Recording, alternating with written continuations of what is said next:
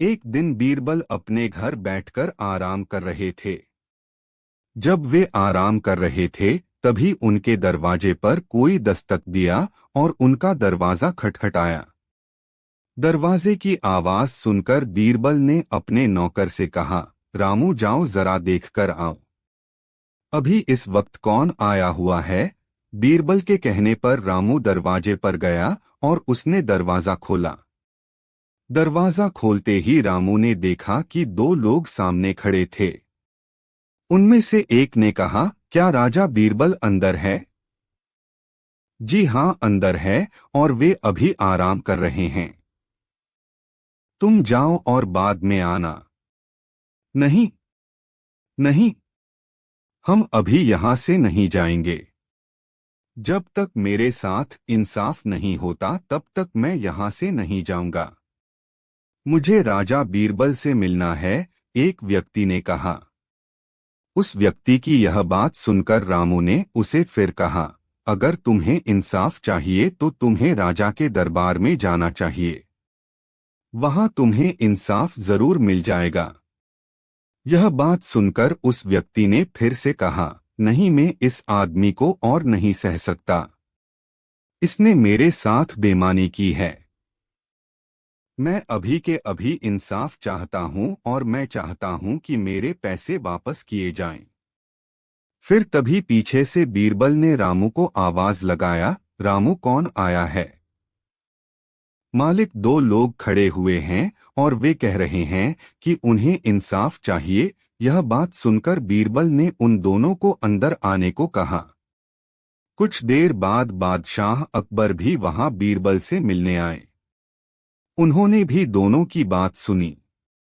वे दोनों अंदर आए और बीरबल से कहने लगे, हुजूर, मेरा नाम गंगू है और लोग मुझे गंगू तेली के नाम से जानते हैं। जगह जगह घूमकर तेल बेचता हूं। आज मैं जब तेल बेचकर इस कसाई के घर के सामने से गुजर रहा था तब इस कसाई ने मुझे बुलाया और कुछ तेल देने को कहा। जब मैं उसे तेल दे रहा था तब उसकी नजर मेरे पैसे के थैलों पर गई। उसमें ढेर सारे पैसे थे। उसने मुझसे पैसों का थैला छीन लिया और अब मुझे वह वापस चाहिए। मैं चाहता हूं कि आप इंसाफ करें और मुझे मेरे पैसे वापस दिलवाएं। वहीं दूसरे आदमी ने कहा, जहांपना, मेरा नाम सलीम है और मैं एक कसाई हूं। यह जो व्यक्ति है वह बिल्कुल झूठ कह रहा है। सच मैं आपको बताता हूं। दरअसल हुआ यूं कि मैं अपने कसाई घर में था कि तभी यह गंगू तेली मेरे पास आया और मुझसे कहने लगा कि सुबह से इसकी बिक्री नहीं हुई है। इसने मुझसे बार बार तेल खरीदने को कहा ताकि इसकी आमदनी हो जाए।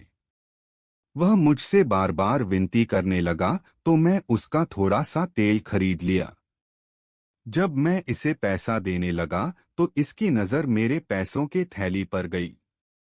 वो मुझसे वह पैसे छीन लिया। मैं चाहता हूं कि आप मेरे साथ इंसाफ करें और मुझे मेरे पैसे वापस दिलवाएं। दोनों की बात सुनकर बादशाह अकबर ने बीरबल से कहा, बीरबल, यह तो बहुत ही अजीबोगरीब मामला है। तुम इसका समाधान कैसे निकालोगे और कैसे पता लगाओगे कि यहाँ कौन सच बोल रहा है और कौन झूठ?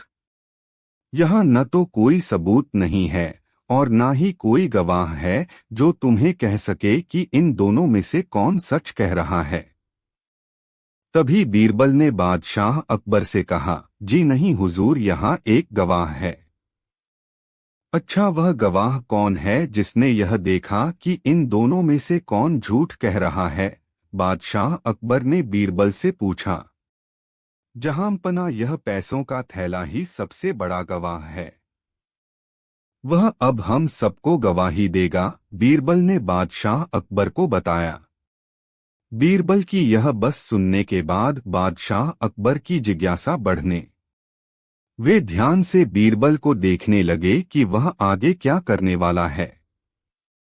बीरबल ने अपने नौकर को बुलाया और उससे कहा, रामू जाओ और एक बर्तन में पानी भरकर ले आओ।